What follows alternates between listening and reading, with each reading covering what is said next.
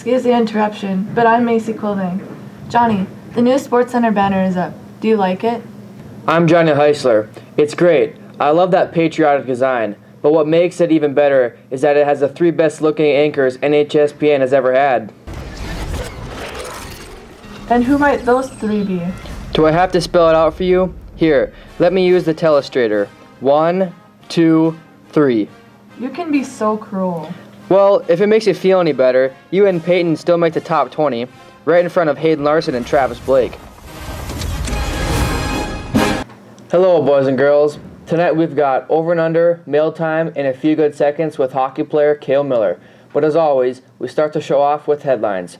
Macy, how did the Ramsey County tournament go for the girls? Well, the girls won the Ramsey County tournament. We beat Dakota Prairie, 4 wins, and Devils Lake JV. Things have looked promising so far for the Bearcats by going 7-1. We do need to work on making our outside shots, though.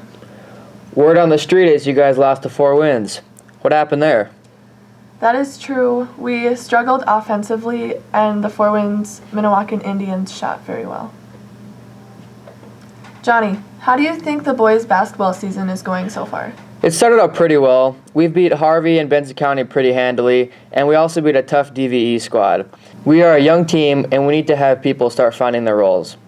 Macy, who will have a better record this year, the girls' basketball team or the boys' basketball team? Girls, because we are ranked higher so far, and we don't really play anyone tough till the end of the season. Well, considering the girls have already lost, I'm going to go with the boys. And now it's time for a game of 50-50, or as we call it, Over and Under. Derek Linseth has the questions. Derek, what have you got for us? Toss-up number 1. Will the girls go to state, or will they choke again? I say yes, because the region is way down this year, and we won the Ramsey, which consists of a lot of the region teams we play. Dunseith is off to a good start, but I don't think they've really played any quality opponents. Rolla hasn't won a game yet either. I'm going to go with no, because considering you were playing poor teams, you hardly scored. And Laney will give us a lot of trouble too. Toss-up number 2. Will the boys go to regions? Yes, because although we're not predicted to go out of districts, to go to regionals, we have to beat Langdon, Rolette, or Rolla. I'd have to say no, because our district is tough this year, and we don't really have the quality team we have had in the past years. And the Hoopster has us rated as number 8 in the region, and if you mess up one of those games, you're pretty much done. Toss-up number 3. Will the hockey team have a winning season this year? They're 4-3 this season, and their tough conference opponents are Grand Forks Central and Red River. With Ness in the goal, there's a pretty good chance that they'll be above 500. I'd have to say no. With some real tough competition coming up, I just don't really see it happening. And speaking of hockey, we're now joined by Sports Center member Cale Miller, who is a part of this year's varsity hockey team. Hey, Cale. Hey, Johnny. How many North Star members are on the Firebird hockey team this year? 3. Alec, Cole, and I. Are you seeing a lot of playing time this year so far? Me and Cole are on 4th line varsity, so we usually play the JV games, and Alec's on 3rd line for the defenseman. How has your team been doing? We started out good. We had 3 road games, and we won those, but then we ran into some trouble against Red River and Grafton. We lost 2. But then we played Fargo North and beat them, but then we lost again to Bismarck.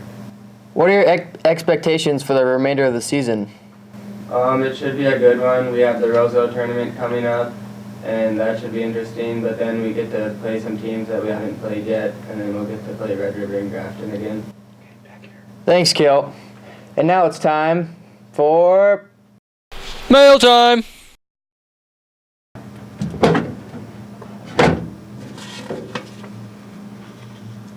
Hummer Time writes, of the new starters on the boys basketball team, who will make the biggest impact? I'm going to go with Andrew because he can go both inside and outside. He has some good post moves, and he's above average shooter even from the three-point land. So I think he'll make the biggest impact if he can keep his head up.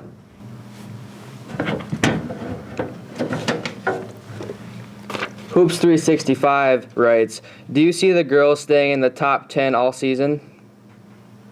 We are definitely a good team this year, and they don't really have any tough games till about the last week of the season. So in my opinion, I think yes, they'll stay in the polls.